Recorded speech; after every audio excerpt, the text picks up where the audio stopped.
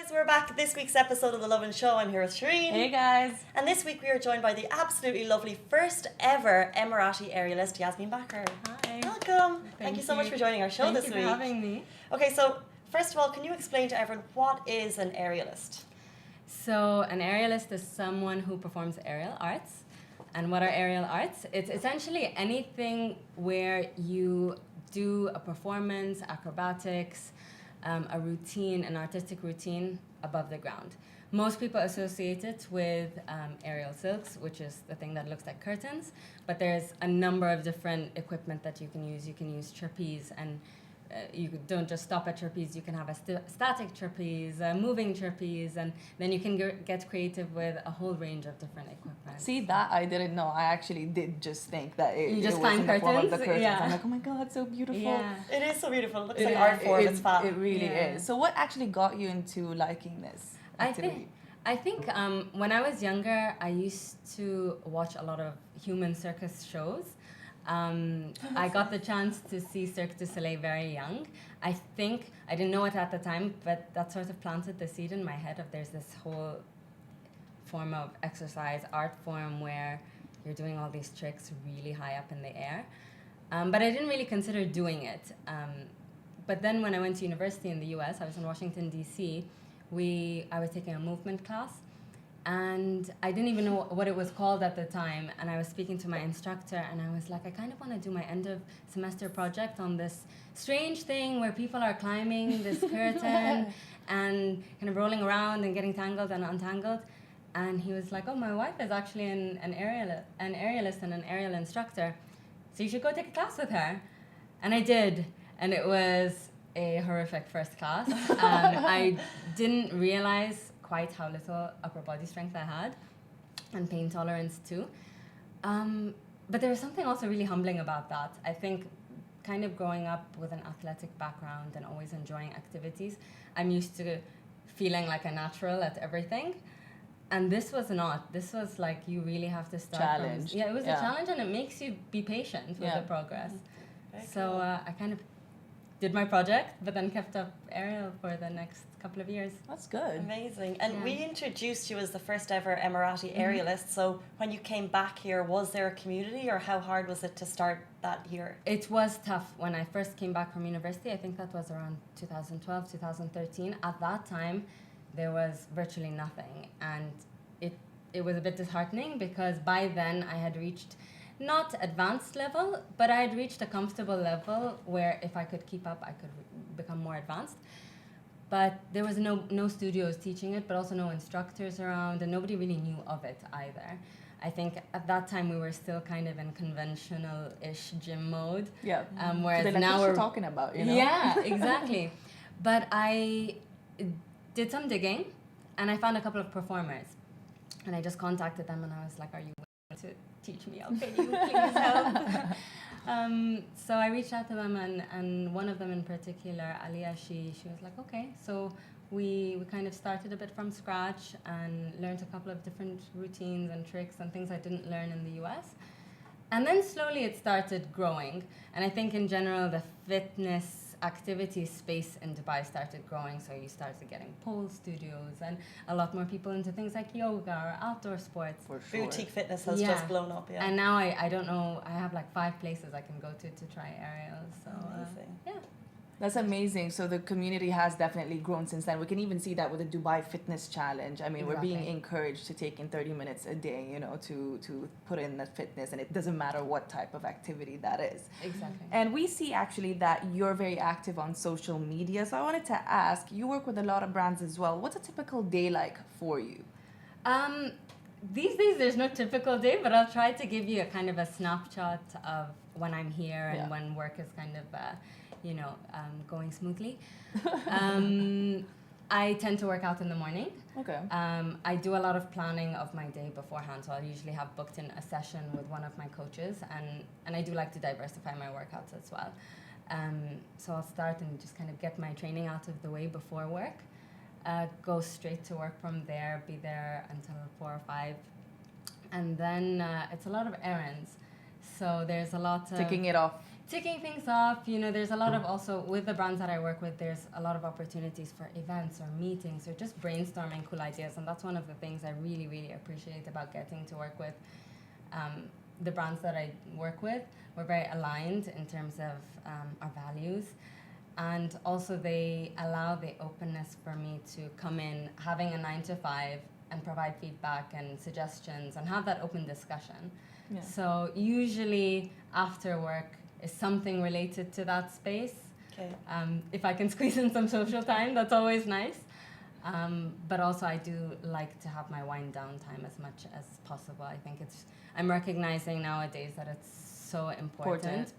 And you need to get that before you reach your breaking point. It's like meditation. True. You can't meditate when you're in the mode of panic already, so you have to kind of do it preventatively. So usually I'll just try to stay home and have some cuddle time with my pets. I feel like that's a good kind of process for everyone to follow. Like you get your work done and then you have your wind down time. Yeah. So we really are big fans of your Instagram account because you're such a kind of a bubbly, kind of happy personality. Even Rich came in at the start and he was like, I'm a big fan, you're very entertaining. Thank you guys. Yeah. But we saw on your bio it mentions, there's a couple of things there, but it says you're a humanimal. Yeah. Can you explain what a human That one was interesting. First of all, I love nature and I love animals. I was fortunate to grow up with pets, and I think they add such value to the household. True. What pets? My first pet, my dad had a Rottweiler actually. Wow. So it's not They're the sweetest. They're the sweetest. They're the sweetest. People think they're, because of how they look and what they're used for, that they're big have babies, really. But he was a teddy bear.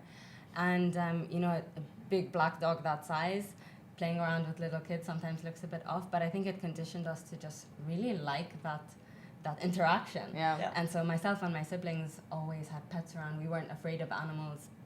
So we'd love going to the zoo or just anything where we could interact with them. And so we've always had dogs. At the moment, we've got 3 dogs, 2 cats, and a bird. Love that. Yeah. The cat's bit, I stand.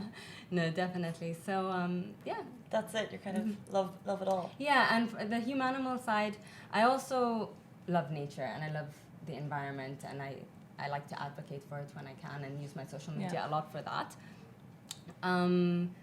I studied biology academically in my university and previously worked in that space. I'm still connected to my previous workplace and the causes they support and the work they do.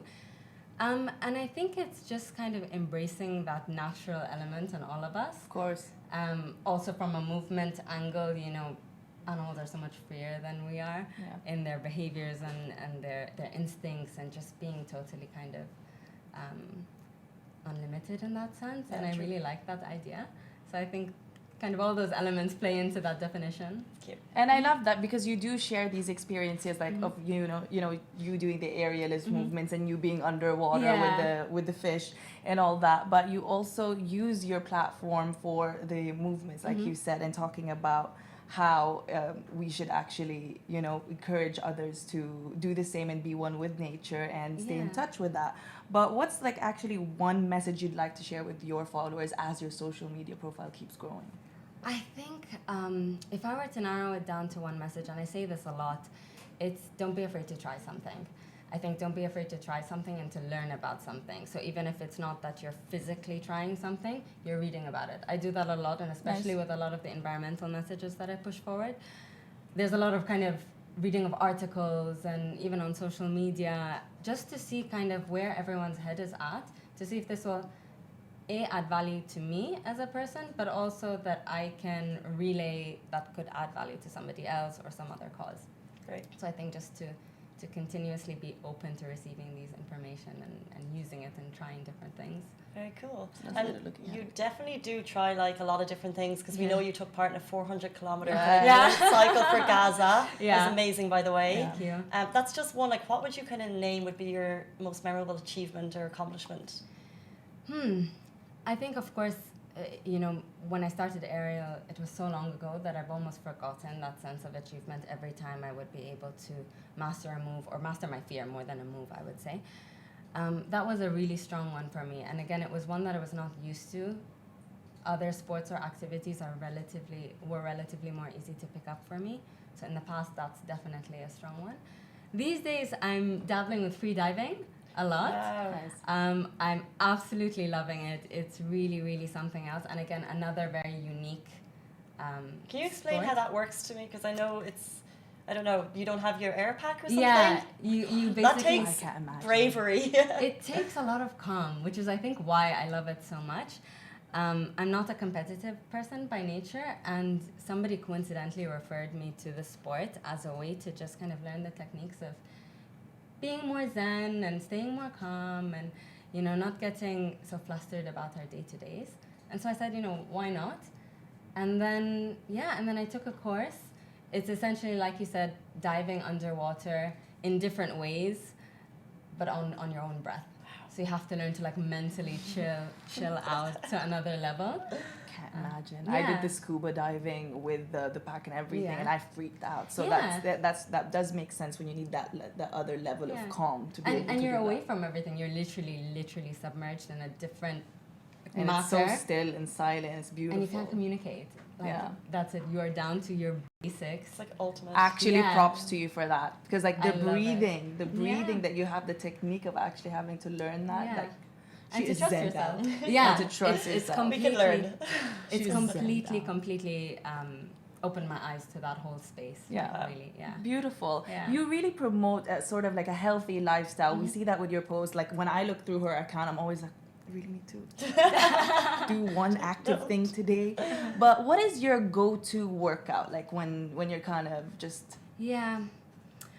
I think I like high intensity. When I'm Okay. when I'm in the zone for it, Yeah. I really like high intensity. So I have a coach who I work with, and he's great. I've worked with him for a couple of years now in different kind of forms of high intensity.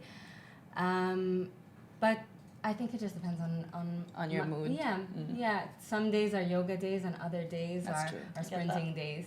So I think there's something for every mood, and there's also days where you take That's care of true. yourself and don't do anything. And I'm a strong advocate of that. I don't think you should be, killing yourself in the gym every single day and not feeling guilty if you don't. That's important. Yeah. yeah. So just talk to us briefly. You're an Emirati lady. You're working with Expo. You do incredible like kind of Yeah. movements in the fitness world. Are there any cultural misconceptions that you'd kind of like to break about Emirati women?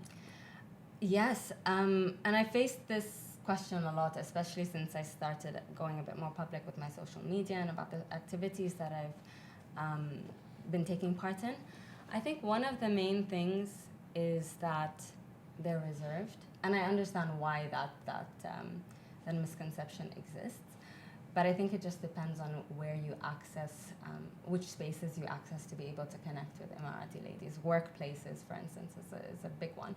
But also things like the gym. Gravity Gym is another example of where Emel is teaching parkour over there, and her classes are usually, filled with Emirati ladies or people who get inspiration from that.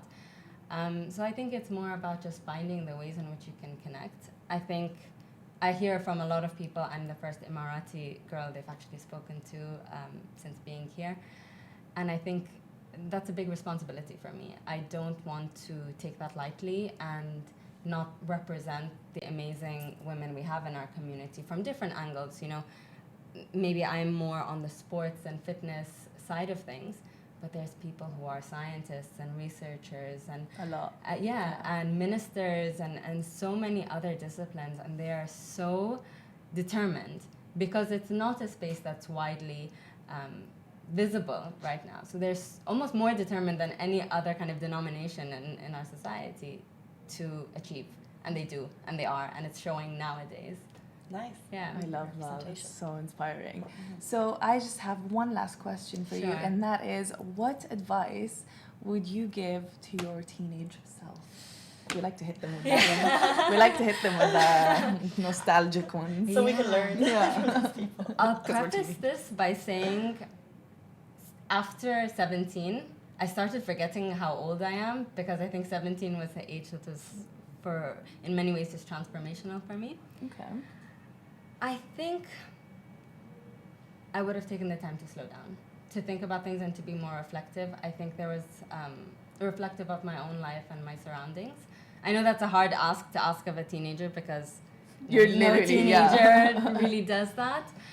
But if I was speaking to another teenager who was like myself right now, and to just embrace all of the kind of flaws and confusion and moving parts that come with being a teenager. It's amazing how once that phase is over, how things open up and how your eyes open to everything around you and to yourself, most importantly, and how kind of all the roots settle. So I think to be patient throughout that process and welcoming of it. Yeah. All the roots settle. It was really Yeah. nice phrase. Thank you. That was a good one. What about our final section is our dream dinner party situation. Yeah. Yes, a new segment, you guys, that we're actually going to try it with Yasmin. So we want to ask you the dream dinner party situation. Dead or alive? Okay. 3 people. 3 people. So I will have to request that this is like casual dinner. I'm not a fancy dinner person, so I thought in order I for like me that you've made it to suit yourself already. It's specific. yeah, Love that. Thanksgiving dinner, in fact, that. would be ideal. I think the first person who I would invite would be Elvis Presley, also so he can serve entertainment purposes, but I think he was such a talent. This is a very practical dinner I know, party. I love it. I haven't thought about this, but it's all coming to me now. I think he is a timeless talent, but also somebody who, from what I've seen, and I saw his Cirque du Soleil show as well, but has a lot of layers. So I would love to tap into that a little bit and learn more about that and be entertained with his amazing voice. I would like to, this might be an awkward one to have all at the same place, but Sheikh Zayed, being Emirati and having seen the transformation that I've seen in just my 28 years of being here is unbelievable. So if I were to be able to revive someone and say, like, what do you think of all of this now? And what did you see back then? That would be amazing for me. That's nice. Yeah. One last person, dead or alive. You currently have Elvis Presley performing and sitting with you guys. Yeah. Baba Zayed. Yeah, Who Baba else? Zayed. This is going to be such a funny dinner party. Harry Houdini. Oh, no. Yeah. I just want to know how he got out of all of the things he got out of. So I'm going to take the opportunity to revive him and, get all the secrets out in public. Yeah. We may leave early and Yeah. we'll explain why, but that's Exactly. fine. And we won't know how he leaves either, probably. But Very nice. I love the kind of variety of the mix. That was really cool. Yeah. Okay. I definitely want to be at her dinner party and learn, Yeah. about Our all the Thanksgiving dinner with all 3 of the them. Thanksgiving dinner, exactly. Yeah. Yeah. Well, thank you so much for your time. I thank feel like you. we really got a good insight into your life. Thank you so much. Thank you for having me. And keep inspiring all other women around the region and the world. We will stay tuned. Guys, follow her on all her social media accounts, Thank you. Yasmin Bakr. We will type it in the comments section below as well if you guys want to give her a follow. And that is it. Thank you so much again. Thank you. Thank you, everyone. Same time, same place next week. Bye, guys. Bye. See ya.